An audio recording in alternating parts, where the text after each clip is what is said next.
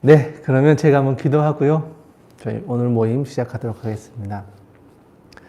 하나님 아버지 감사합니다. 오늘도 귀한 날을 허락하여 주시고 특별히 하나님의 말씀으로 함께하여 주시니 감사합니다. 말씀이 우리의 삶의 방향이 되게 하여 주시고 그 방향을 따라갈 때 하나님 주신 은혜를 경험케 하여 주시옵소서. 오늘의 모임 가운데도 함께하여 주셔서 주신 말씀을 잘 기억하며 오늘 하루도 말씀으로 살아갈 수 있는 힘을 얻게 하여 주시옵소서. 감사드리며 귀하신 예수님의 이름으로 기도드립니다. 아멘. 네, 오늘은 이제 누가복음 이제 5장에서 8장 내용인데요. 프린팅을 잠깐 한번 보시면 어제 나눠드려서 간단하게 설명은 드렸는데요. 가로 첫 번째 보시면 누가는 의사라는 직업을 가지고 있었고 두 번째 가로에는 하나님을 사랑하는 자라는 데오빌로에게 서신을 보내주었고 누가복음과 사도행전은 누가의 연속적인 기록물이다 해서 세 번째는 사도행전. 그리고 이제 마지막 거기 보시면 특히 다른 복음서들에 비해서 상경기 본문이 길다. 그래서 상경기가 9장에서 19장 거의 반 정도가 상경기와 관련된 내용을 다루고 있다. 그래서 또 그 아래 보시면 누가와 누가복음 관련 연대기에서 누가복음 기록은 60에서 63년 사이쯤에 기록되어졌다라고 보고 있습니다. 그리고 100년경에 요한의 죽음이 있었다 해서 중간에 관련 연대기 그렇게 한번 보시면 될 것 같습니다. 그리고 오늘은 그 박스 잠깐 좀 봐주시면요. 1장에서 2장은 인자의 탄생과 예고와 성취, 공생애 준비하시고 세례 족보 마귀의 시험까지가 4장까지의 내용이었습니다. 오늘은 뒤에 있는 인자의 사역과 제자들을 부르시는 장면을 5장에서 8장까지의 내용으로 한번 다뤄보도록 합니다. 그리고 그 아래는 갈릴리 중심이었다. 8장까지는. 그리고 이제 9장 상경기 본문부터는 이제 갈릴리에서 예루살렘 올라가는 본문, 9장부터는 상경기. 그리고 19장까지가 이제 상경기와 관련된 내용이고 19장부터 다시 중간쯤에 입성을 하시는 때부터는 다시 예루살렘 구조로 바뀌어져서 장소가 갈릴리 중심에서 상경기와 또 예루살렘 중심 이렇게 크게 세 가지의 구조를 가지고 있다 해서 공관복음은 다 이런 형식을 가지고 있다 해서 마태, 마가, 누가가 같은 관점에서 쓰여졌다 해서 공관복음이라고 쓰여졌고 마지막 요한복음은 이거와 상관없이 예수님의 말씀과 설교와 일정을 자기 나름대로 이렇게 쭉 정리하고 있어서 복음서이기는 하지만 조금 다르다 해서 사복음서에만 들어가 있습니다. 네, 여기까지 개관 한번 살펴보았고요. 이제 오늘 이제 5장에서 8장까지의 말씀을 한번 들어가서 한번 읽고 또 내용을 살펴보도록 하겠습니다. 누가복음 5장 말씀을 우리 같이 한번 읽도록 하겠습니다. 무리가 몰려와서 하나님의 말씀을 들을새 예수는 게네사렛 호숫가에 서서 호숫가 배 두 척이 있는 것을 보시니 어부들은 배에서 나와서 그물을 싣는지라. 예수께서 한 배에 오르시니 그 배는 시몬의 배라. 육지에서 조금 떼기를 청하시고 앉으사 배에서 무리를 가르치시더니 말씀을 마치시고 시몬에게 이르시되 깊은 데로 가서 그물을 내려 고기를 잡으라. 시몬이 대답하여 이르되 선생님, 우리들이 밤이 새도록 수고하였으되 잡은 것이 없지만은 말씀에 의지하여 내가 그물을 내리리이다 하고 그렇게 하니 고기를 잡은 것이 심히 많아 그물이 찢어지는지라. 이에 다른 배에 있는 동무들에게도 손을 짓하여 와서 도와달라 하니 그들이 와서 두 배에 잠기게 되었더라. 시몬 베드로가 이를 보고 예수의 무릎 아래 엎드려 이르되 주여 나를 떠나소서 나는 죄인이로소이다 하니 이는 자기 및 자기와 함께 있는 모든 사람이 고기 잡힌 것으로 말미암아 놀라고 세베대의 아들이로서 시몬의 동업자의 야고보와 요한도 놀랐음이라. 예수께서 시몬에게 이르시되 무서워하지 말라. 이제 후로는 내가 사람을 취하리라 하시니 그들이 배를 받게 되고 모든 것을 버려두고 예수를 따르니라. 예수께서 한 동네에 계실 때에 온몸에 나병 들린 사람이 있어 예수를 보고 엎드려 구하여 이르되 주여 원하시면 나를 깨끗하게 하실 수 있나이다 하니 예수께서 손을 내밀어 그에게 대시며 이르시되 내가 원하는 깨끗함을 받으라 하신대 나병이 곧 떠나니라. 예수께서 그를 경고하시되 아무에게도 이르지 말고 가서 제사장에게 내 몸을 보이고 또 내가 깨끗하게 됨으로 인하여 모세가 명한 대로 예문을 드려 그들에게 입증하라 하셨더니 예수의 소문이 더욱 퍼짐에 수많은 무리가 말씀도 듣고 자기 병도 고침을 받고자 하여 모여오되 예수는 물러가사 한적한 곳에서 기도하시니라. 때에 갈릴리의 각 마을과 유대와 예루살렘에서 온 바리새인과 율법 교사들이 앉았는데 병을 고치는 주의 능력이 예수와 함께하더라. 한 중풍병자를 사람들이 침상에 메고 와서 예수 앞에 들여놓고자 하였으나 무리 때문에 메고 갈 길을 얻지 못한지라. 지붕을 기울다가 기와를 벗기고 병자를 침상째 무리 가운데로 예수 앞에 달아내리니 예수께서 그들의 믿음을 보시고 이르시되 이 사람아 내 죄사함을 받았느니라 하시니 서기관과 바리새인들이 생각하여 이르되 이 신성 모독하는 자가 누구냐 오직 하나님 외에 누가 능히 죄를 사하겠느냐. 예수께서 그 생각을 아시고 대답하여 이르시되 너희 마음에 무슨 생각을 하느냐 내 죄 사함을 받았느니라 하는 말과 일어나 걸어가라 하는 말이 어느 것이 쉽겠느냐. 그러나 인자가 땅에서 죄를 사하는 권세가 있는 줄을 너희로 알게 하리라 하시고 중풍병자에게 말씀하시되 내가 내게 이르노니 일어나 내 침상을 가지고 집으로 가라 하시매 그 사람이 그들 앞에서 곧 일어나 그 누웠던 것을 가지고 하나님께 영광을 돌리며 자기 집으로 돌아가니 모든 사람이 놀라 하나님께 영광을 돌리며 심히 두려워하여 이르되 오늘 우리가 놀라운 일을 보았다 하니라. 그 후에 예수께서 나가사 레위라 하는 세리가 세관에 앉아 있는 것을 보시고 나를 따르라 하시니 그가 모든 것을 보시고 일어나 따르니라. 레위가 예수를 위하여 자기 집에서 큰 잔치를 하니 세리와 다른 사람이 많이 함께 앉아 있는지라. 바리새인과 그들의 서기관들이 그 제자들을 비방하여 이르되 너희가 어찌하여 세리와 죄인과 함께 먹고 마시느냐. 예수께서 대답하여 이르시되 건강한 자에게는 의사가 쓸데없고 병든 자에게라야 쓸데있나니 내가 의인을 부르러 온 것이 아니요 죄인을 불러 회개시키러 왔노라. 그들이 예수께 말하되 요한의 제자는 자주 금식하며 기도하고 바리새인의 제자들도 또한 그러하되 당신의 제자들은 먹고 마시나이다. 예수께서 그들에게 이르시되 혼인집 손님들이 신랑과 함께 있을 때에 너희가 그 손님으로 금식하게 할 수 있느냐. 그러나 그 날이 이르러 그들이 신랑을 빼앗기리니 그날에는 금식할 것이니라. 또 비유하여 이르시되 새 옷에서 한 조각을 찢어 낡은 옷에 붙이는 자가 없나니 만일 그렇게 하면 새 옷을 찢을 뿐이요 또 새 옷에서 찢은 조각이 낡은 것에 어울리지 아니하리라. 새 포도주를 낡은 가죽 부대에 넣은 자가 없나니 만일 그렇게 하면 새 포도주가 부대를 터뜨려 포도주가 쏟아지고 부대도 못 쓰게 되리라. 새 부대에 넣어야 할 것이니라.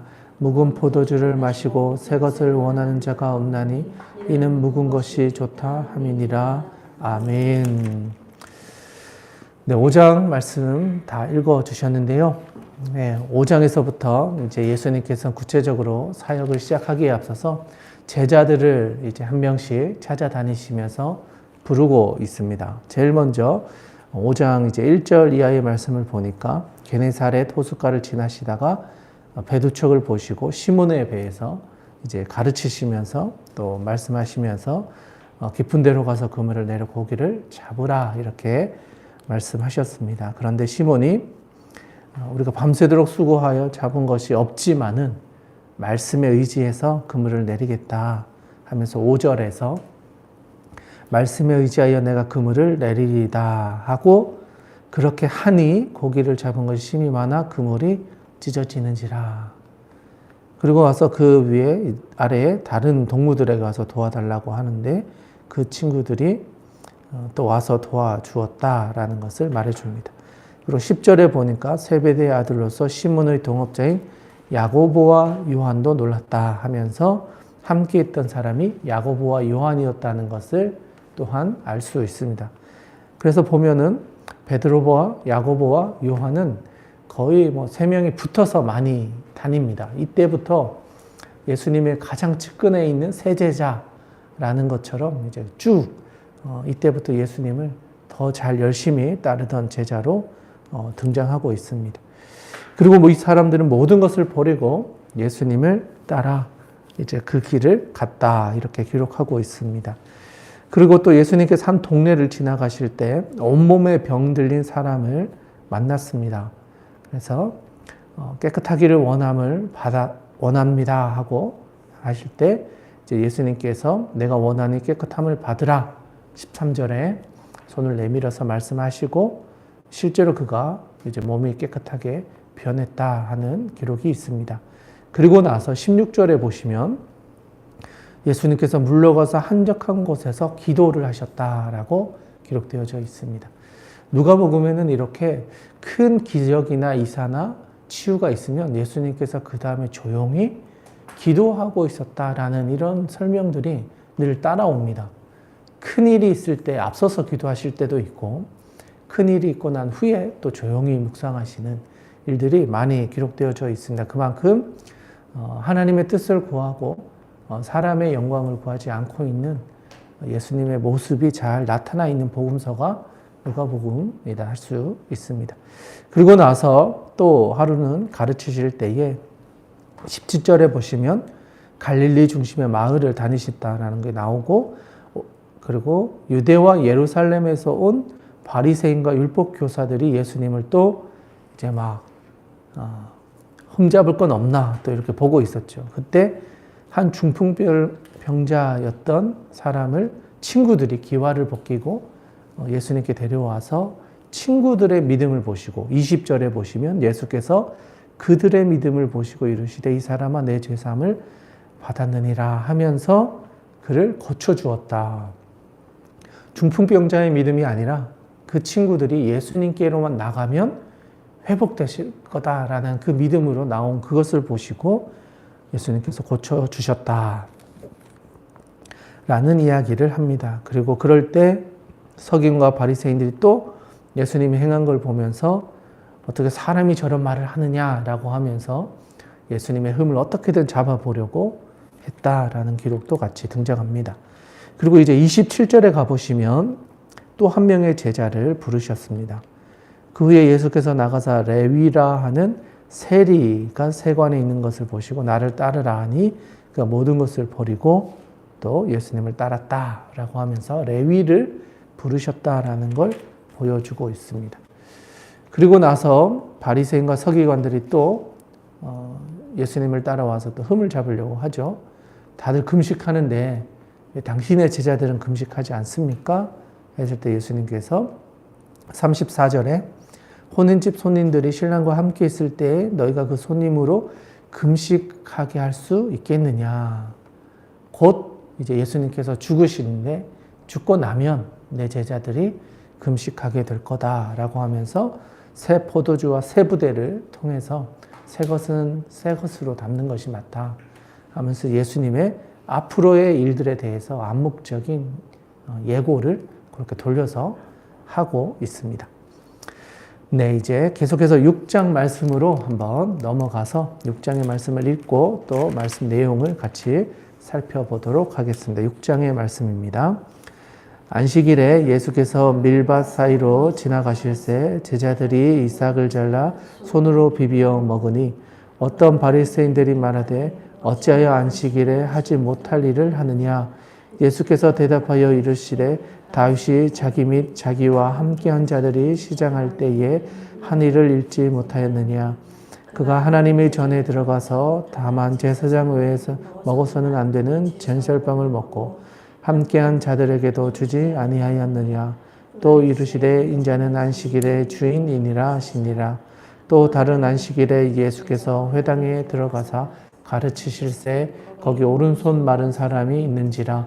서기관과 바리새인들이 예수를 고발할 증거를 찾으려 하여 안식일에 병을 고치신가를 엿보니 예수께서 그들의 생각을 아시고 손 마른 사람에게 이르시되 일어나 한가운데 서라 하시니 그가 일어나 서거늘 예수께서 그들에게 이르시되 내가 너희에게 묻노니 안식일에 선을 행하는 것과 악을 행하는 것 생명을 구하는 것과 죽이는 것 어느 것이 옳으냐 하시며 무리를 둘러보시고 그 사람에게 이르시되 내 손을 내밀라 하시니 그가 그리하매 그 손이 회복된지라.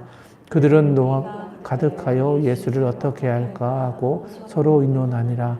이때에 예수께서 기도하시러 산으로 가사 밤이 새도록 하나님께 기도하시고 밝음에 그 제자들을 부르사 그 중에서 12를 택하여 사도라 칭하셨으니 곧 베드로라고도 하는 시몬과 그의 동생 안드레와 야고보와 요한과 빌립과 바돌로메와 마테와 도마와 알페오의 아들 야고보와 셀롯이라는 시몬과 야고보의 아들 유다와 예수를 파는 자가 될 가룟 유다라.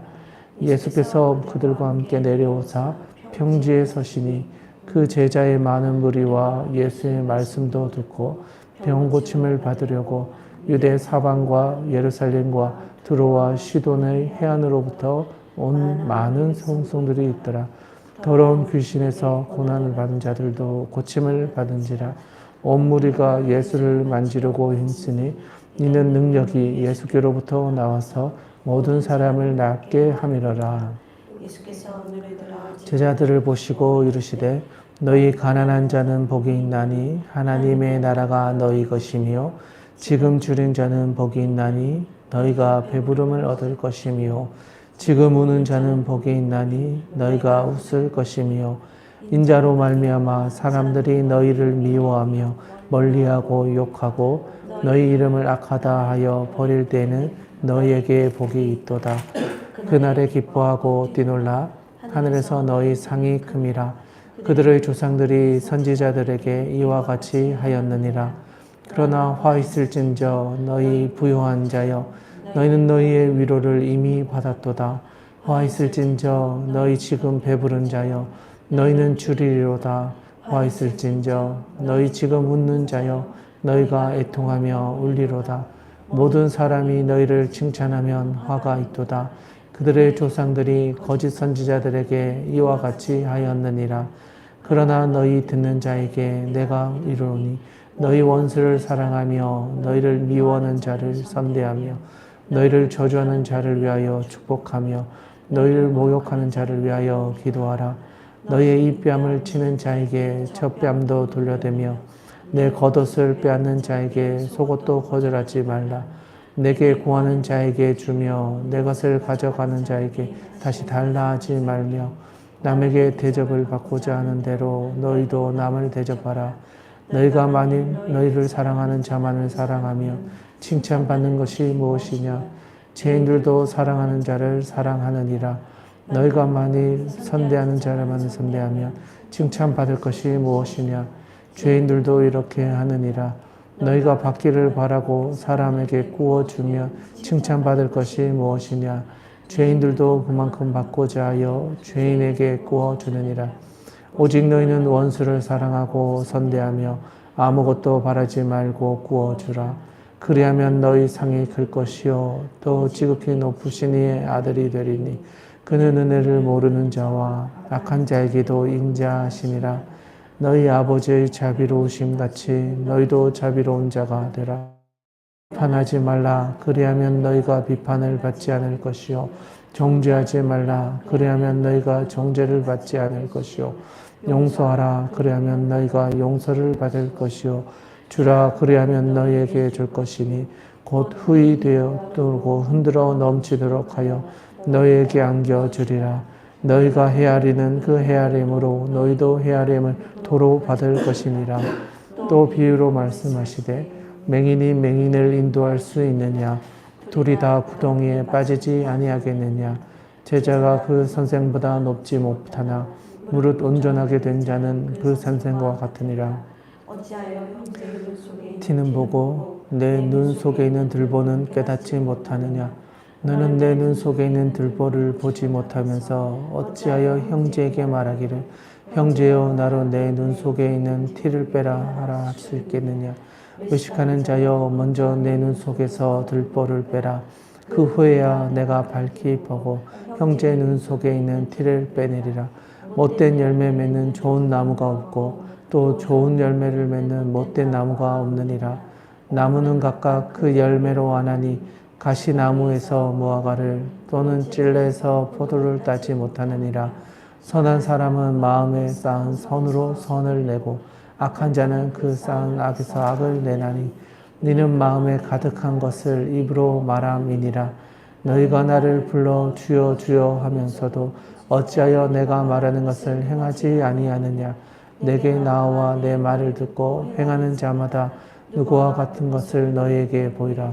집을 짓되 깊이 파고 주추를 반석 위에 놓은 사람과 같으니 큰 물이 나서 탕류가 그 집을 부딪히되 잘 지었기 때문에 능히 요동하지 못하게 하였거니와 듣고 행하지 아니하는 자는 주추 없이 흙 위에 집 지은 사람과 같으니 탕류가 부딪힘에 집이 곧 무너져 파괴됨이 심하니라 하시니라. 아멘. 네, 6장의 말씀을 잘 읽어 주셨습니다. 6장의 말씀은 시작하자마자 논쟁이 시작되는데 안식일에 미리삭을 비벼 먹는 제자들로 인해서 바리새인들이 예수님께 흠을 잤습니다. 근데 예수님께서는 다윗 이야기를 하시면서 다윗도 진설병을 먹지 않았느냐? 안식일의 주인은 바로 예수님이시다 라고 하시면서 5절에 또 이르시되 인자는 안식일의 주인이니라 하시면서 주일의 개념, 안식일의 개념이 우리가 바로 주님을 기억하고 주님을 묵상하는 그런 날이다라는 것을 안식일의 개념을 다시 한번 새롭게 알려주셨습니다. 동일하게 또 다른 안식일에 회당에 들어가서 오른손 마른 사람을 고치셨습니다. 이럴 때도 또 따라온 서기관과 바리새인들이 안식일에 이런 걸 하는 것에 대해서 또 문제 제기를 합니다. 미리삭도 그렇고 오른손 마른 사람도 그렇고 결국 안식일에 무엇을 하느냐에 대한 논쟁을 연결해 놓았고 그런데 예수님께서는 9절에 보시면 내가 너에게 묻노니 안식일에 선을 행하는 것과 악을 행하는 것, 생명을 구하는 것과 죽이는 것 중에 어떤 것이 옳으냐라고 하면서 안식일은 쉬는 날이긴 하지만 이 쉰다라는 게 어떤 개념인지를 그 당시에 있었던 사람들에게 재설명을 해주시는 거죠. 쉬라는 의미는 생명을 살리고 하나님께서 기뻐하시는 일을 하는 거지 아예 아무것도 못하게 해서 정말 감옥같이 이렇게 멈춰 있는 걸 해라 이런 율법적인 개념이 아니었다. 안식일은 오히려 우리의 생명을 회복하는 시간, 충전하는 시간, 하나님께서 창조하셨던 모습을 회복하는 그 쉼의 여정인 걸 다시 한번 말씀해 주고 있는 거죠. 그리고 나서 12절에 예수님께서 또 기도하러 산으로 가서 밤이 새도록 기도하셨다 이렇게 기록하고 있습니다. 그리고 나서 아주 중요한 일을 하십니다. 바로 12명의 제자 12사도를 세우는 일을 하셨습니다. 앞으로 이제 예수님이 가셔야 될 공생의 모든 여정을 함께할 동력자들이기도 하면서 예수님을 팔 이제 가룟 유다까지도 포함해서 앞으로 예수님이 어떻게 죽으실지 또 어떻게 부활하실지 또 구원의 계획이 어떻게 되실지를 아마 기도하러 산에서 밤새도록 기도하시면서 이 모든 걸 다시 한번 확인하시고 하나님의 뜻을 명확하게 또 분별하시면서 기도하셔서 밤을 새신 것이 아니었을까 그렇게 또 한번 생각해 볼 수 있는 구절이 아닌가 싶습니다. 그리고 나서 이제 예수님께서 이제 사복사화라고 하는데요. 20절에 가보시면 예수님께서 이제 제자들에게 가난한 자들에게 복이 있다. 하나님의 나라가 너희 거다. 그리고 줄인 자에게 복이 있다. 우는 자에게 복이 있다. 그리고 너희를 미워하고 몰려 욕하는 자에게 또 복이 있다라고 하면서 팔복의 비유가 마태복음에 나오잖아요. 근데 이제 누가복음에는 그 팔복과는 다르게 네 가지 복과 네 가지 화에 대해서 이야기를 하고 있어요. 그래서 마태복음과 누가복음 비슷한 것 같으면서도 또 다른 부분이 예수님의 설교에 대해서도 이렇게 다르게 보고 있구나 하는 걸 또 볼 수 있습니다. 그래서 20절에서 예수님께서 눈을 들어 제자들을 보시고 이르시되 너희 가난한 자에게 복이 있나니 하나님의 나라가 너희 것이며 라고 하면서부터 쭉 네 가지의 복을 이야기하시고 다음 줄로 넘어가서 그 24절에 가보시면 화에 대해서 네 가지 화에 대해서 또 이야기를 해주세요. 24절에 가시면 너희 부요한 자여, 그리고 25절에 지금 배부른 자여, 그리고 25절 끝부분에 지금 웃는 자여, 그리고 26절에 칭찬하는 자, 칭찬을 받는 자, 화가 있도다 하면서 네 가지 화, 부요한 사람, 지금 배부른 사람, 지금 웃는 사람, 사람들에게 칭찬을 받는 사람, 모두 다 화가 있을 것이다 라고 하면서 사복사화에 대한 설교를 해 주셨습니다. 그러면서 마지막에 이제 27절로 넘어가 보시면 사복사화가 끝나고 바로 예수님께서 이야기하시는 것이 원수를 사랑해라. 심지어는 28절에 보시면 저주하는 자를 위하여 축복하고 너희를 모욕하는 자를 위하여 기도해라. 이렇게까지 예수님께서 강하게 원수 사랑에 대한 권면을 해주십니다. 그러면서 입뺨을 치는 자에게 젖뺨도 되고 겉옷을 빼앗는 자에게 속옷도 줘라 라고 하시면서 30절에 보시면 내게 구하는 자에게 주며 내 것을 가져가는 자에게 다시 달라 하지 말며, 그리고 31절이 아주 중요한 구절인데요. 보통 신약의 황금률이라고 해서 마태복음 7장 12절하고 누가복음 6장 31절 두 개가 같은 본문인데, 여기서는 남에게 대접을 받고자 하는 대로 너희도 다 남에게 대접을 받게 된다. 그러니까 황금률, 이거는 변하지 않는 세상의 진리다라는 거예요. 내가 베푼 대로 그대로 돌아오는 게 우리 인생의 당연한 원리다라는 걸 말해줍니다. 그리고 나서 35절에 보니까 오직 너희는 원수를 사랑하고 선대하며 아무것도 바라지 말고 구워주라. 그래야면 너희 상이 클 것이다. 그리고 36절에는 자비로우신 것이 너희도 자비로운 자가 되어라. 그리고 37절에 비판하지 마라 이렇게 이야기하시고 조금 더 내려가면 용서해라. 그리고 38절에서는 주라 그리하면 너희에게 줄 것이니 곧 후히 되어 누르고 흔들어 넘치도록 하여 너희에게 안겨 주리라. 38절. 이렇게 쭉 이야기를 하시면서 결국 제자들이 어떤 삶의 자리에서 실질적으로 고민하고 있는 어떤 윤리적인 가르침을 아주 구체적으로 제시해 주셨습니다. 그리고 나서 39절로 넘어가시면 맹인이 인도할 수 없다. 어두운 사람에 대한 이야기를 하시면서 너희 죄를 들보를 보지 못하면서 어찌 내 형제에 있는 티를 보고 빼라 할 수 있겠냐 라고 하시면서 43절에 보시면 나무는 각각 그 열매로 아나니 가시나무에서 무화과를 또는 찔레에서 포도를 따지 못하느니라. 선한 사람은 마음에 쌓은 선으로 선을 내고 악한 자는 그 쌓은 악에서 악을 내나니 이는 마음에 가득한 것을 입으로 말합니다. 라고 하면서 그 사람의 마음, 열매를 지적해 주십니다.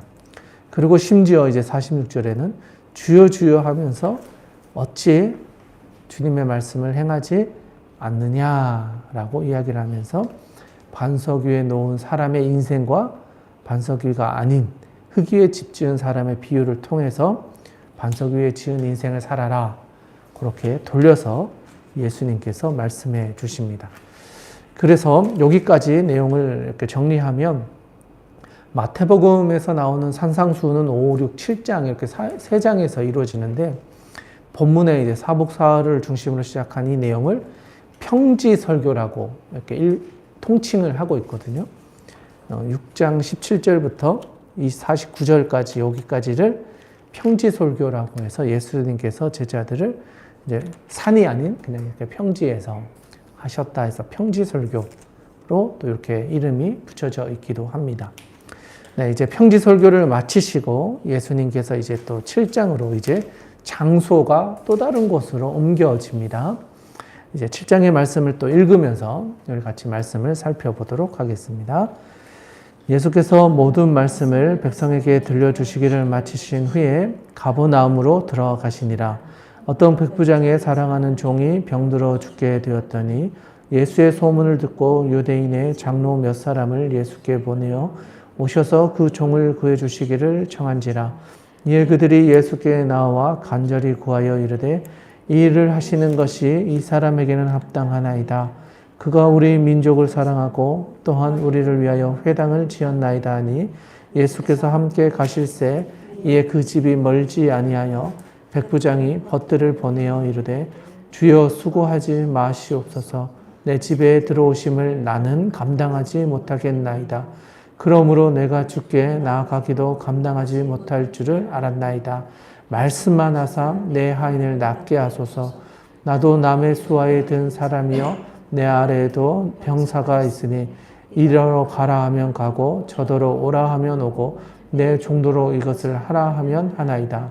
예수께서 들으시고 그를 놀랍게 여겨 돌이키사 무리 따르는 무리에게 이르시되 내가 너희에게 이르노니 이스라엘 중에서도 이만한 믿음은 만나보지 못하였노라 하시더라. 보내었던 사람들이 이 집에 돌아가매 종이 이미 나아 있더라. 그 후에 예수께서 나인이라는 성으로 가실새 제자와 많은 무리가 동행하더니 성문에 가까이 이르실새 사람들이 한 죽은 자를 메고 나오니 이는 한 어머니의 독자요 그의 어머니는 과부라. 그 성에 많은 사람도 그와 함께 나오거늘 주께서 과부를 보시고 불쌍히 여기사 울지 말라 하시고 가까이 가서 그 관에 손을 대시니 맨 자들이 서는지라. 예수께서 이르시되 청년아 내가 내게 말하노니 일어나라 하시매 죽었던 자가 일어나 앉고 말도 하거늘 예수께서 그를 어머니에게 주시니 모든 사람이 두려워하며 하나님께 영광을 돌려 이르되 큰 선지자가 우리 가운데 일어나셨다 하고 또 하나님께서 자기 백성을 돌보셨다 하더라. 예수께 대한 이 소문이 온 유대와 사방에 두루 퍼지니라. 요한의 제자들이 이 모든 일을 그에게 알리니 요한이 그 제자 중 둘을 불러 주께 보내어 이르되 오실 일 당신이 오니까 우리가 다른 일을 기다리오니까 하라 하매 그들이 예수께 나아가 이르되 세례 요한이 우리를 보내어 당신께 여쭈어 보라고 하기를 오실 그이가 당신이 오니까 우리가 다른 일을 기다리오리까 하더이다 하니 마침 그때 예수께서 질병과 고통과 및 악귀 들린 자들을 또 많은 맹인을 보게 하신지라. 예수께서 대답하여 이르시되 너희가 가서 보고 들은 것을 요한에게 알리되 맹인이 보며 못 걷는 사람이 걸으며 나병 환자가 깨끗함을 받으며 귀 먹은 사람이 들으며 죽은 자가 살아나며 가난한 자에게 복음이 전파된다 하라. 누구든지 나로 말미암아 실족하지 아니하는 자는 복이 있도다 하시니라. 요한이 보낸 자가 떠난 후에 예수께서 무리에게 요한에게 대하여 말씀하시되 너희가 무엇을 보려고 광야로 나갔더냐? 바람에 흔들리는 갈대냐? 그러면 너희가 무엇을 보려고 나갔더냐? 부드러운 옷 입은 사람이냐? 보라, 화려한 옷을 입고 사치하게 지내는 자가 왕궁에 있느니라. 그러면 너희가 무엇을 보려고 나갔더냐? 선지자냐? 옳다. 내가 너희에게 이르노니 선지자보다도 훌륭한 자니라. 기록된 바 보라 내가 내 사자를 내 앞에 보내노니 그가 내 앞에서 내 길을 준비하리라 한 것이 이 사람을 대하여 말씀이라. 내가 너희에게 말하니 여자가 낳은 자 중에 요한보다 큰 자가 없도다. 그러나 하나님의 나라에서는 극히 작은 자라도 그보다 크니라 하시니 모든 백성과 저희들은 이미 요한의 세례를 받은지라. 이 말씀을 듣고 하나님을 의롭다 하되 바리새인과 율법 교사들은 그의 세례를 받지 아니하므로 그들 자신을 위한 하나님의 뜻을 저버리니라. 또 이르시되 이 세대의 사람들을 위한 무엇으로 비유할까? 무엇과 같은가?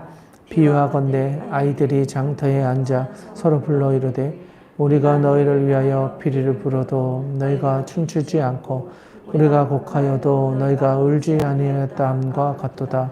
세례 요한이 와서 떡도 먹지 아니하며 포도주도 마시지 아니하며 너희 말이 귀신이 들렸다 하더니 인자는 와서 먹고 마시며 너희 말이 보라 먹기를 탐하고 포도주를 즐기는 사람이요 세리와 죄인의 친구로다 하니 지혜는 자신의 모든 자녀로 인하여 옳다함을 얻느니라. 한 바리새인이 예수께 자기와 함께 잡수시기를 정하니 이에 바리새인 집에 들어가 앉으셨을 때에 그 동네에 죄를 지은 한 여자가 있어 예수께서 바리새인이 집에 앉아 계심을 알고 향유 담은 옥합을 가지고 와서 예수의 뒤로 그 발 곁에 서서 울며 눈물로 그 발을 적시고 자기 머리털로 닦고 그 발에 입맞추고 향유를 부으니 예수를 청한 바리새인이 그것을 보고 마음에 이르되 이 사람이 만일 선지라하면 자기를 만지는 이 여자가 누구며 어떠한 자 곧 죄인인 줄을 알았으리라 하거늘 예수께서 대답하여 이르시되 시몬아 내가 내게 이를 일 있다 하시니 그가 이르되 선생님 말씀하소서. 이르시되 빚주는 사람에게 빚지는 자가 둘이 있어 하나는 500데나리온을 줬고 하나는 50데나리온을 줬는데 것이 없으므로 둘 다 탕감하여 주었으니 둘 중에 누가 그를 더 사랑하였느냐. 시몬이 대답하여 이르되 내 생각에는 많이 탕감받은 자니이다. 이르시되 내 판단이 옳다 하시고 그 여자를 돌보시며 시몬에게 이르시되 이 여자를 보느냐. 내가 내 집에 들어올 때 발 씻을 물도 주지 아니하였으되 이 여자는 눈물로 내 발을 적시고 그 머리털로 닦았으며 너는 내게 입 맞추지 아니하였으되 그는 내게 들어올 때부터 내 발에 입 맞추기를 그치지 아니하였으며 너는 내 머리에 감염리도 붓지 아니하였으되 그는 향유를 내 발에 부었으니라. 이러므로 내가 내게 말하노니 그의 많은 죄가 사여졌도다. 이는 그의 사랑함이 많음이라. 사함을 받은 일이 적은 자는 적게 사랑하느니라. 이에 여자에게 이르되 내 죄사함을 받았느니라 하시니 함께 앉아있는 자들이 속으로 이르되 이가 누구이기에 죄도 사하는가 하더라. 예수께서 여자에게 이르시되 내 믿음이 너를 구원하였으니 평안히 가라 하시니라. 아멘. 네, 7장은 좀 길죠. 다른 장보다 더 긴데요. 또 귀한 말씀들이 잘 또 기록되어져 있는 것 같습니다. 7장 시작하면서 보니까 예수님께서 평지 설교를 하신 후에 가버나움이라는 도시로 가셨다 이렇게 기록합니다. 그런데 가버나움으로 가봤더니 백부장의 사랑하는 종이 병들어 죽어가고 있는 상황이었고 유대인의 장로들 몇 사람이 백부장의 종을 치유해달라고 예수님을 찾아와서 예수님께 5절에 보니까 그가 우리 민족을 사랑하고 또한 우리를 위하여 회당을 지었습니다. 그러니까 유대인들에게 잘해주는 이방인입니다. 이런 거죠. 그렇게 이야기를 하면서 고쳐달라고. 그런데 보니까 또 6절 좀 후반부에 보니까 백부장이 친구들을 보냈다라고 해요. 벗들을 보냈다. 그런데 벗들을 보내어 하는 말이 나도 내 종들을 보내서 일을 하는데 직접 오시지 말고 말씀만 하시면 치유될 줄로 믿습니다. 이런 이야기를 전한 거예요. 7절에 보시면 이건 좀 줄을 그어놓으면 좋은데요. 7절에 그러므로 내가 주께 나아가기도 감당하지 못할 줄을 알았나이다. 그러니까 본인이 직접 못 오는 걸 이야기하는 거죠. 그런데 말씀만 하사 내 하인을 낫게 하소서. 말씀만 하시면 나을 수 있습니다. 이렇게 이야기를 하는 거죠. 그리고 9절에 보시니까 예수님께서 들으시고 놀랍게 여기셔서 나를 따른 무리에게 이르시되 여기는 더 중요한 말씀을 하세요. 내가 너희에게 이르노니 이스라엘 중에서 이만한 믿음을 만나보지 못하였다. 라고 예수님께서 백부장의 신앙을 아주 칭찬해 주십니다. 그리고 나서 그 후에 예수님께서 나인성이라는 곳으로 가는데요. 여기는 누가복음에 나오는 특수 사건입니다. 나인성 과부의 아들을 이제 예수님께서 일어나라. 14절에 보시면 관에 손을 대시니 맨 자들이 섰고 예수께서 이르시되 정년아 내가 내게 말하노니 일어나라 하니 죽었던 그가 일어났다. 이렇게 이야기합니다. 그러자 사람들이 16절에 보니까 두려워하며 하나님께 영광을 돌려 이르되 큰 선지자가 우리 가운데 일어나셨다. 또 하나님께서 자기 백성을 돌보셨다. 라고 예수님에 대해서 큰 선지자 또는 하나님께서 자기 백성을 돌보셨다. 이렇게 사람들이 이야기한다는 것을 또 알려주고 있습니다. 그리고 나서 이제 18절에 보시면 요한의 제자들이 이제 예수님을 찾아오죠. 도대체 예수님이 누구십니까? 세례 요한이 말하는 그 기다려야 할 사람이 당신입니까? 이렇게 20절에 보면 세례 요한이 우리를 보내어 당신께 여쭈어 보라고 하기를 오실 그이가 당신이니까 이렇게 물어봐라. 질문을 했습니다. 그러자 22절에 예수님께서 너희가 가서 보고 들은 것을 요한에게 알려주어라. 맹인이 보며 못 걷는 사람이 걷고 나병 환자가 깨끗함을 받고 귀 먹은 사람이 듣고 죽은 자가 살아나고 가난한 자에게 복음이 전파된다. 사실 이거는 이제 메시아가 오시면 행할 것입니다. 라고 구약에 예언되어져 있었던 이사야의 내용을 예수님께서 설명을 해주시는 거거든요. 앞으로 오실 메시아는 이런 일을 하시게 될 것이다. 이사야 29장, 35장 이렇게 보시면 앞으로 오실 메시아의 사건을 이야기하는데 그때 나왔던 이야기를 하시면서 너희가 가서 보고 들은 것을 요한에게 알려주어라. 그러니까 돌려서 내가 메시아다라는 거죠. 그렇게 전해라 이렇게 이야기합니다. 그리고 요한의 제자를 보낸 후에 무리들이 이렇게 요한에 대해서 이야기할 때 바람에 흔들리는 갈대를 보려고 왔던 거냐 선지자를 보려고 온 거 아니었느냐 라고 하면서 27절에 가보시면 보라 내가 내 사자를 내 앞에 보내노니 그가 내 앞에서 내 길을 준비하리라. 이것도 말라기 3장 1절의 말씀인데 구약의 예언이 세례 요한을 통하여 성취되었다. 그리고 이 먼저 와서 예비하는 세례 요한이 있어야 뒤에 메시아가 오게 될 거다라는 걸 또 알게 해주십니다. 그러면서 28절에서 너희에게 말하노니 여자가 낳은 자 중에 요한보다 큰 자가 없다. 그러나 하나님의 나라에서는 극히 작은 자라도 그보다 크다. 그러니까 예수님의 평가죠. 세례 요한에 대해서 여자가 낳은 자 중에 요한보다 큰 사람 없고 그런데 또 천국에서는 그보다 극히 작은 자라도 그보다 크다라고 하시면서 특별하게 이렇게 또 설명해 주고 있다. 그리고 나서 백성과 세리들 그리고 바리새인과 율법 교사들을 좀 나누어서 설명하면서 피리 부는 아이들 이야기를 통해서 그 마음의 공고함 예수님이 오셨고 세례 요한이 와서 회개하라 천국이 가까웠다 했음에도 믿지 않는 그 사람들의 공고함을 보면서 이제 곧 장래가 닥쳤음에도 불구하고 피리 불지 않고 울지 않고 슬퍼하지 않는 이들의 완악함에 대해서 질책을 합니다. 그러면서 35절에 34절 35절에 이렇게 보면 인자는 와서 또 인자라고 하죠. 예수님을 인자는 와서 먹고 마심에 너희 말이 보라 먹기를 다 먹어 포도주를 즐기는 사람이고 세리와 죄인의 친구로다 이렇게 너희들이 말을 하지만 지혜는 자기의 모든 자녀로 인하여 옳다함을 얻게 될 것이다. 그러니까 너희가 지금은 모르지만 추후에는 어떻게 되는지들 너희들이 알게 될 것이다 라는 이야기를 이렇게 해 주십니다. 그리고 나서 바로 한 여인이 등장해서 예수님께 향유를 붓는 사건이 등장합니다.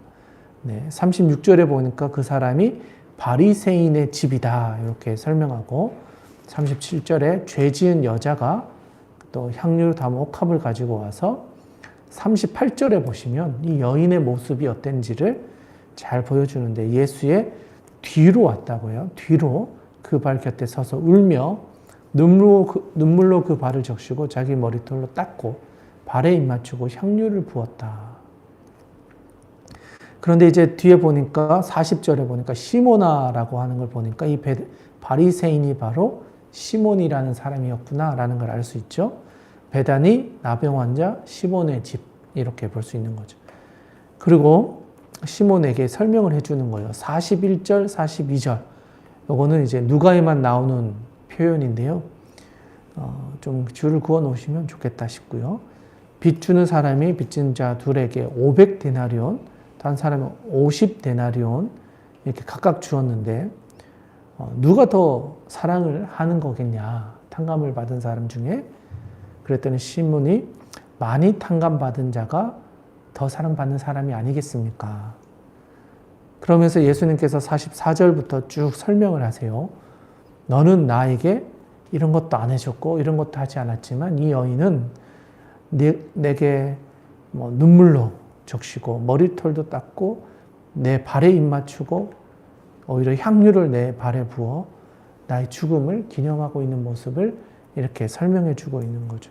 그러면서 47절에 아주 중요한 이야기를 합니다. 이러므로 내가 내게 말하노니 그의 많은 죄가 사여졌도다. 이는 그의 사랑함이 많음이라. 사함을 받은 일이 적은 자는 적게 사랑하느니라. 결국 죄인인지 아는 사람은 그로부터 구원되어졌을 때 그 감격이 전혀 다르다라는 거예요. 내가 의롭다라고 생각했던 사람은 그 감격이 작지만 여기서 말하고 있는 것처럼 500데나리온이라는 빚을 져본 사람이 그것으로 탕감받았을 때 느껴지는 그 감사하고 50데나리온 빚졌다가 탕감받은 사람은 전혀 50데나리온 전혀 다르다. 그것처럼 죄도 정말 죄인임을 깊이 깨닫는 사람, 그 사람이 돌아올 때 느껴지는 경험한 은혜는 더 크다라는 이야기를 해주시면서 50절에서 여자에게 내 믿음이 너를 구원하였으니 평안히 가라. 더 이상 그 죄인으로서의 삶을 살지 말고 이제는 구원받은 자로 살아가라. 이렇게 말씀해 주십니다. 네, 이제 8장으로 한번 넘어가서 오늘의 이제 마지막 장인데요.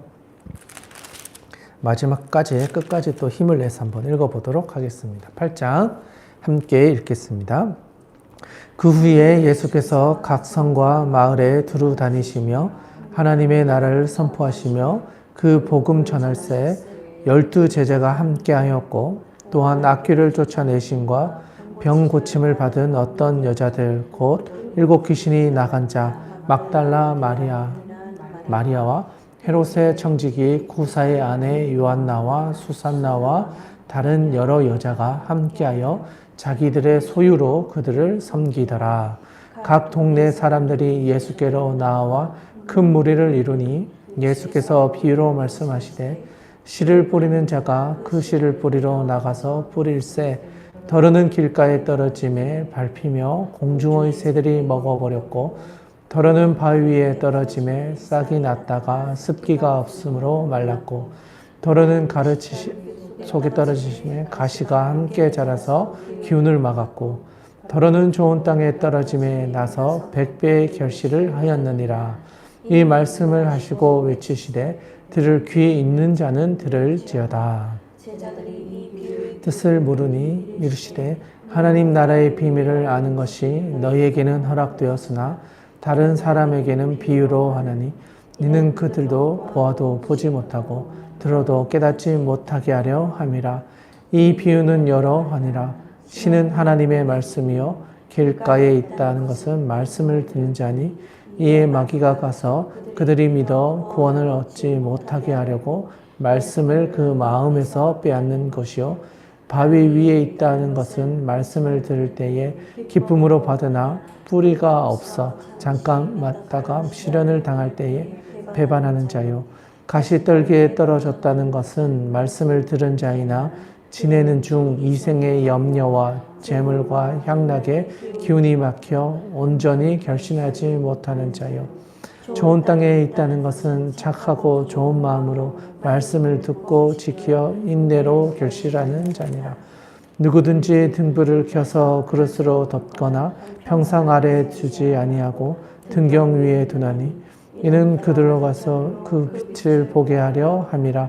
숨은 것이 장차 드러나지 아니할 것이 없고 감추인 것이 장차 알려지지 아니하는 것이 없느니라. 그러므로 너희가 어떻게 들을까 스스로 삼가라. 누구든지 있는 자는 받겠고 없는 자는 그 있는 것 아는 것까지도 빼앗기리라 하시니라. 예수의 어머니와 그 동생들이 왔으나 무리로 인하여 가까이 하지 못하니 어떤 이가 알리되 당신의 어머니와 동생들이 당신을 보려고 밖에 서 있나이다. 예수께서 대답하여 이르시되 내 어머니와 내 동생들은 곧 하나님의 말씀을 듣고 행하는 이 사람들이라 하시니라. 하루는 제자들과 함께 배에 오르사 그들에게 이르시되 호수 저편으로 건너가자 하시매 이에 떠나 행선할 때에 예수께서 잠이 드셨더니 마침 광풍이 호수로 내리침에 배에 물이 가득하게 되어 위태한지라. 제자들이 나와 깨어 이르되 주여 주여 우리가 죽겠나이다 한데 예수께서 잠을 깨사 바람과 물결을 꾸짖으시니 이에 그쳐 잔잔하여 지더라. 제자들에게 이르시되 너희 믿음이 어디 있느냐 하시니 그들이 두려워하고 놀랍게 여겨 서로 말하되 그가 누구의 바람과 물을 명하여 순종하는가 하더라. 그들이 갈릴리 맞은편 거라사인의 땅에 이르러 예수께서 육지에 내리심에 그 도시 사람으로서 귀신 들린 자 하나가 예수를 만나니 그 사람은 오래 옷을 입지 아니하며 집에 거하지도 아니하고 무덤 사이에 거하는 자라. 예수를 보고 부르짖어 그 앞에 엎드려 큰 소리로 불러 이르되 지극히 높으신 하나님의 아들 예수여 당신이 나와 무슨 상관이 있나이까. 당신께 구하노니 나를 괴롭게 하지 마소서 하니 이는 예수께서 더러운 귀신을 명하사 그 사람에게 나오거라 하셨습니다. 귀신이 가끔 그 사람을 붙잡음으로 그를 쇠사슬과 고랑에 메어 지켰으되 그 맨 것을 끊고 귀신에게 몰려 광야로 나갔더라. 예수께서 내 이름이 무엇이냐 물으신즉 이르되 곤대라 하니 이는 많은 귀신이 들렸습니다. 무저갱으로 들어가라 하지 마시기를 구하더니 그곳에 많은 돼지떼가 산에서 먹고 있는지라. 귀신들이 그 돼지에게로 들어가라 하심을 간구하니 이에 들어가니 귀신들이 그 사람에게서 나와 돼지에게로 들어가니 그 떼가 비틀로 내리다라 호수에 들어가 몰사하거늘 치던 자들이 기 이루어진 일을 보고 도망하여 성내와 마을에 알리니 사람들이 그 이루어진 일로 보러 나와서 예수께 이르러 귀신 나간 사람이 옷을 입고 정신이 온전하여 예수의 발치에 앉아 있는 것을 보고 두려워하거늘 귀신 들렸던 자가 어떻게 구원받았는지를 본 자들이 그에게 이르되 거라산의 땅 근방 모든 백성이 크게 두려워하여 예수께 떠나가기를 간구하더니 예수께서 배에 올라 돌아가실새 귀신 나간 사람이 함께 있기를 구하였으나 예수께서 그를 보내시어 이르시되 집으로 돌아가 하나님이 내게 어떻게 큰 일을 행하셨는지를 말하라 하시니 그가 가서 예수께서 자기에게 어떻게 큰 일을 행하셨는지를 온 성내에 전파하니라. 예수께서 돌아오심에 무리가 환영하니 이는 다 기다렸음이로라. 이에 회당장인 야이로라 하는 사람이 와서 예수의 발 아래에 엎드려 자기 집에 오기를 간구하니 이는 자기에게 12살 된 외딸이 있어 죽어감이러라. 예수께서 가실 때에 무리가 밀려들어다. 이에 12회를 혈류증으로 앓은 중 아무에게도 고침을 받지 못하던 여자가 예수의 뒤로 와서 그의 옷가에 손을 대니 혈류증이 즉시 그쳤더라. 예수께서 이르시되 내게 손을 댄 자가 누구냐 하시니 다 아니라 할 때에 베드로가 무리가 밀려들어 미나이다. 예수께서 이르시되 내게 손을 댄 자가 있도다. 이는 내게서 능력이 나간 줄을 알미로라 하신대 여자가 스스로 숨기지 못할 줄 알고 떨며 나와 엎드려 그 손 댄 이와 곧 나은 것을 모든 사람 앞에서 말하니 예수께서 이르시되 딸아 내 믿음이 너를 구원하였으니 평안히 가라 하시더라. 아직 말씀하실 때에 회당장의 집에서 사람이 와서 말하되 당신의 딸이 죽었나이다. 예수님을 그렇게 하지 마소서 하거늘 예수께서 들으시고 이르시되 두려워하지 말고 믿기만 하라. 그리하면 딸이 구원을 얻으리라 하시고 그 집에 이르러 베드로와 요한과 야고보와 아이의 부모 외에는 함께 들어가기를 허락하지 아니하시니라.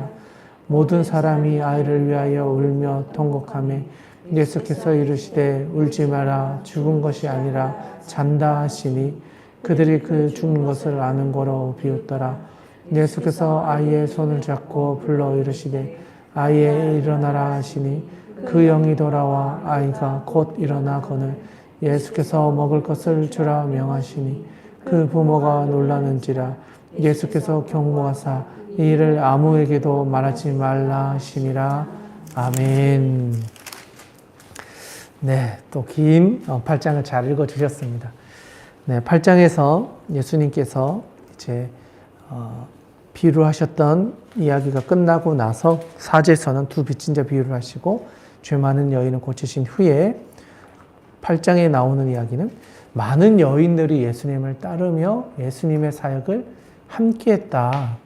그래서 그 여인들의 이름이 2절 뒤쪽에 보시면 7 귀신이 나간 자 막달라 마리아라는 마리아, 막달라인이라 하는 마리아, 또 헤롯 청지기, 구사의 아내 요한나, 그리고 수산나, 다른 여러 여자가 함께하여 자기들의 소유로 12제자와 예수님을 섬겼다.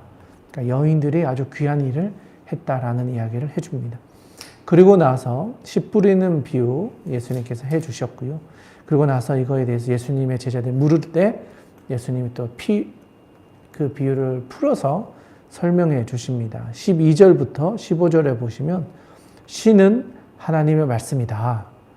길가에 뿌려졌다는 건 이렇게 또 바위에 있다는 건 이런 거고 가시떨기에 떨어졌다는 건 이런 거고 15절에 좋은 땅에 있다는 것은 착하고 좋은 마음으로 말씀을 듣고 지켜서 인내로 결실하는 자, 그들은 좋은 땅에 씨가 뿌려진 거다라고 하면서 인내로 결실하는 것이 아주 좋은 땅의 사람들의 모습이다라는 걸 설명해 줍니다. 그러면서 등경은 등경 위에 두어야 한다라고 하면서 숨길 수 없다 이야기를 합니다. 그리고 나서 이제 예수님과 또 어머니 또 동생들 이야기를 하시면서 21절에 보시면 예수께서 대답하여 이르시되 내 어머니와 내 동생들은 곧 하나님의 말씀을 듣고 행하는 이 사람들이 나의 가족이다. 영적인 가족이다. 이런 이야기를 해주십니다. 그리고 나서 또 하루는 제자들과 함께 배에 오르셨는데 이제 배가 광풍을 만나서 막 흔들리고 있을 때 잔잔하게 말씀으로 하셨다. 그러면서 25절에 보면 제자들에게 너희 믿음이 어디 있느냐라고 하면서 제자들의 믿음 없음을 또 꾸짖으셨다라는 이야기를 해주십니다. 그리고 26절에 보시면 예수님께서 이제 좀 건너편에 있는 마을로 가셨다. 갈릴리 맞은편 거라사인의 땅에 가서 귀신 들린 자. 그는 27절에 보시면 이 사람은 오래 옷을 입지 않고 집에 거하지 않고 무덤 사이에 거주하던 사람이었다. 이렇게 설명합니다. 그리고 28절에 보니까 이 사람, 귀신 들린 사람이 예수님에 대해서 이렇게 이야기를 해요. 지극히 높으신 하나님의 아들 예수여. 당신이 나와 무슨 상관이 있나이까? 당신께 구하는 나를 괴롭게 하지 마옵소서. 귀신은 예수님이 누군지를 알아봤다는 거예요. 그런데 그 표현이 지극히 높으신 하나님의 아들이신 예수여 이렇게 표현하고 있다는 거예요. 그러니까 제자들은 지금 따라가고 있는 상황인데 그리고 다른 사람들, 예수님을 죽이려고 했던 사람은 예수님이 어떤 분인지 몰랐지만 오히려 귀신 들린 이 사람은 예수님이 어떤 분인지를 알고 있었다라고 합니다. 그리고 나서 35절에 가보시면 이 사람이 이제 회복한 거예요. 귀신이 나갔어요. 그리고 나서 35절에 보니까 이제 옷을 입고 정신이 온전하여 예수의 발치에 앉아 있는 거. 이걸 사람들이 본 거예요. 그러니 동네 사람들은 이게 무슨 일인가 두렵기도 하고 신기하기도 하고 막 그런 거죠. 그래서 이 사람이 이제 예수님을 따라가고 싶습니다 라고 하지만 예수님께서는 39절에 집으로 돌아가라. 하나님 내게 어떻게 큰일을 행하셨는지를 말해라 하고 온 성로에 다니면서 예수님의 일을 전했다. 어떻게 보면 증인이 된 거죠. 자기가 간증이 되었고 자기의 삶을 통해서 예수님을 전하는 전도의 도구가 되었다는 걸 또 보게 됩니다. 그리고 나서 예수님께서 이제 갈릴리 맞은편 거라사인 땅에 가셨다가 다시 돌아오시는 거예요. 예수님이 활동하셨던 지역으로 돌아오니 무리가 다 기다리고 있었어요. 언제 오나 기다리고 있었고 그 중에 회당장 야이로가 더 간절히 기다리고 있었는데 보니까 12살 된 외딸이 이제 죽어가고 있었고 그래서 예수님께 집으로 와서 우리 딸 아이 좀 고쳐주십시오 라고 하는 거죠. 그런데 그 12살 된 아이를 고치러 가두는 중에 또 신기하게 12해 동안 혈루증으로 고생하던 여인을 길에서 만나요. 12해, 또 12살. 그렇죠. 그렇게 고통을 받고 있었던 사람을 만나는데 어떻게 보면 이 여인은 어떤 모습으로 등장하냐면 44절에 보니까요. 43, 44절에 보니까 12의 혈루증을 앓은 여인이 아무에게도 고침을 받지 못하던 여인이었다. 그러니까 소망이 없었던 여인이었다는 거죠. 예수의 뒤로 와서 그의 옷가에 손을 댔다. 그러니까 얼마나 이 사람의 모습이 간절했는지 그리고 또 사람들의 시선과 이런 것으로부터 주눅들어 있고 또 자존감이 무너져 있고 당당하게 나타나지 못하고 숨어서 뒤로 그것도 옷가에 살짝 손을 댔다. 그만큼 여인이 간절하고 또 그 주눅 들어 있는 인생을 이렇게 짧게 설명해 줍니다. 그리고 48절에 가서 그 여인에 대해서 예수님께서 딸아 내 믿음이 너를 구원하였으니 평안히 가라. 이렇게 말씀하시면서 이 여인이 회복되었다라고 하는 것을 보게 됩니다. 그리고 예수님은 계속해서 가시던 길을 가는 거죠. 중간에 고쳐주신 거고 가야 될 마지막 종착지는 이제 회당장 야이로의 집인 거죠. 그 집으로 가십니다. 그리고 가서 이제 예수님께서 52절에 보시면 울지 말라 죽은 것이 아니라 잔다 자고 있다 이렇게 이야기합니다. 그리고 여기에도 보시면 51절에 베드로와 요한, 야고보 그리고 그 아이의 부모님에서 3명의 제자만 데리고 갔다는 걸 또 볼 수 있는 거죠. 그래서 자고 있다라고 하시면서 54절에 아이야 일어나라 하시니 그 영이 돌아와 아이가 곧 일어나거늘 예수께서 먹을 것을 주라 명하셨다. 주님이 말씀하실 때 그 떠났던 영이 돌아와서 몸이 다시 살아났다는 것을 말씀해 주고 있습니다. 그리고 56절에 부모가 놀랐는지라 예수께서 경고하사 이 일을 아무에게도 말하지 마라. 아직은 때가 되지 않았으니 너만 알고 있어라. 뭐 이런 느낌으로 경고하셨다. 네, 여기까지가 오늘 우리 본문의 말씀인데요. 온라인으로 함께 하시는 분들은 오늘 나눴던 말씀을 잘 기억하시면서 제자를 부르고 파송하고 또 그 가운데 있었던 역사들을 통해서 주시는 또 귀한 메시지를 가지고 또 기도하면서 또 오늘 하루를 주님께 나아가기를 축복드립니다. 온라인으로 함께 하셨던 분들도 모두 수고 많으셨습니다. 오늘은 여기까지 하도록 하겠습니다.